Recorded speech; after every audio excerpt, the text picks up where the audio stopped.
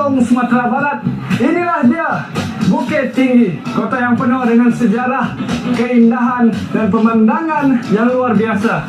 Bukit Tinggi ini memang unik, dari ikon jam gadang yang megah sampailah ke lorong-lorong yang penuh dengan warna. Setiap sudut kota ada ceritanya tersendiri.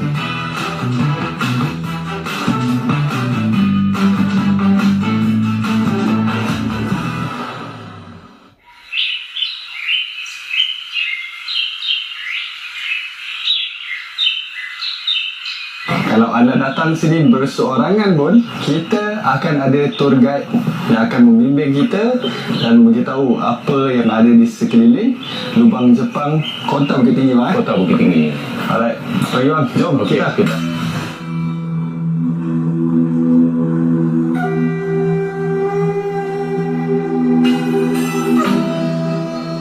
Nah, di depan kita ni sekarang ni ada gunung, ini Gunung Singgalang. Singgalang. Terus yang sebelah kiri itu Merapi. Okey, jadi bang yang depan kita ini sekarang ini lembah Ngaresiano. Nah, jadi ini Ngaresiano ini lambang uang 2000 Indonesia. Oh, di uang kertas 2000 Indonesia. Ya.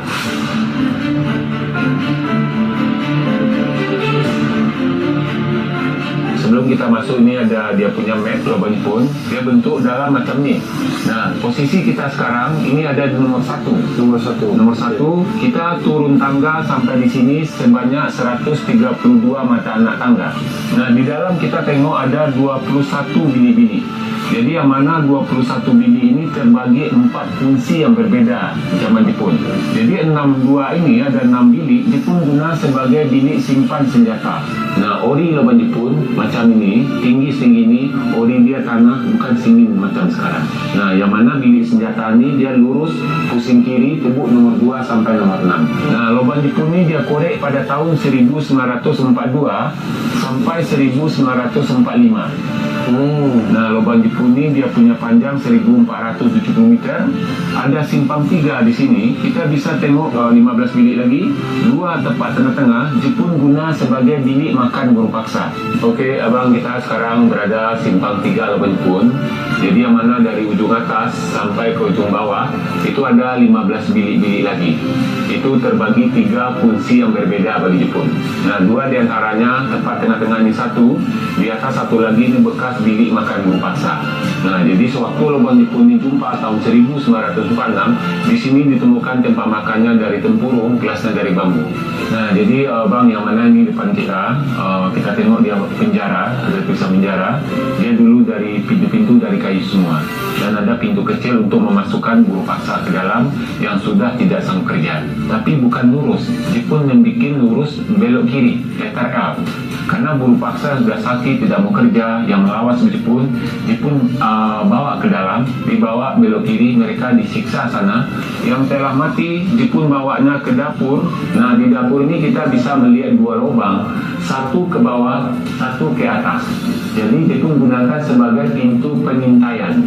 Jadi maksud pintu pengintaian, Jepun naik atas melalui lubang kiri kanan buat pijakan kaki, sampai di atas Jepun pandang bawah nampak jalan. Jadi tembuknya depan kita ini, pintu pengintaiannya. Kita bisa pandang bawah, macam itu pula Jepun masa itu. Jadi burung paksa yang sudah meninggal Jepun bawa sini, dia akan buang ke bawah sini.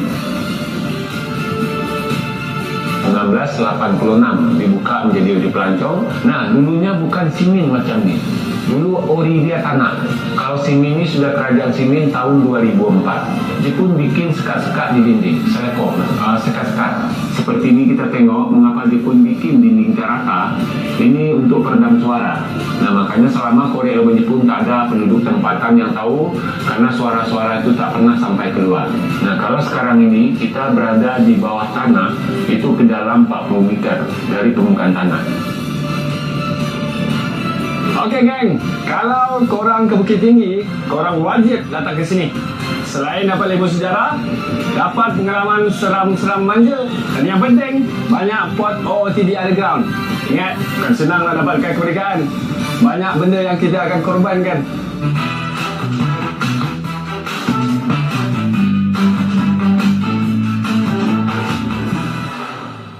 Bila dah banyak tempat kita jalan, perut mulalah bergoncong, lapar.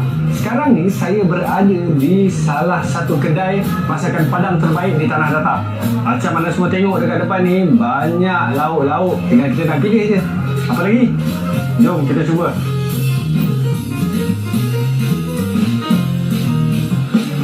Okey, suapan pertama untuk anda semua. Bismillahirrahmanirrahim. Terbaik ikan bakar dia.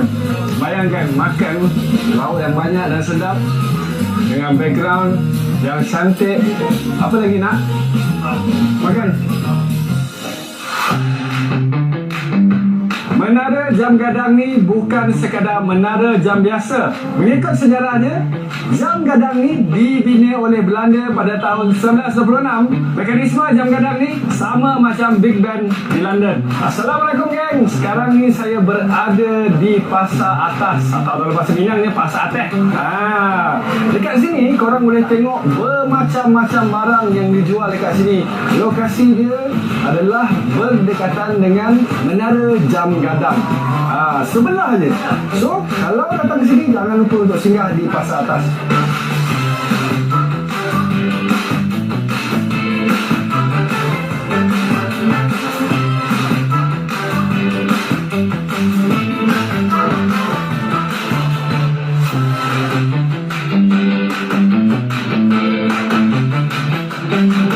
Sedap. Dia lain sikit daripada kuah sate kalau Malaysia punya. Ciri-ciri khas rasa kuah sate Padang tu sendiri.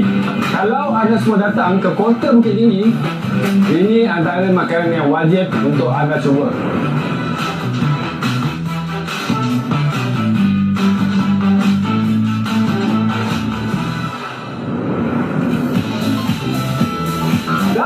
Itulah dia sedikit sebanyak perjalanan kita di Kota Bukit Tinggi. Kota sejarah, kota budaya dan kota yang penuh dengan kenangan manis.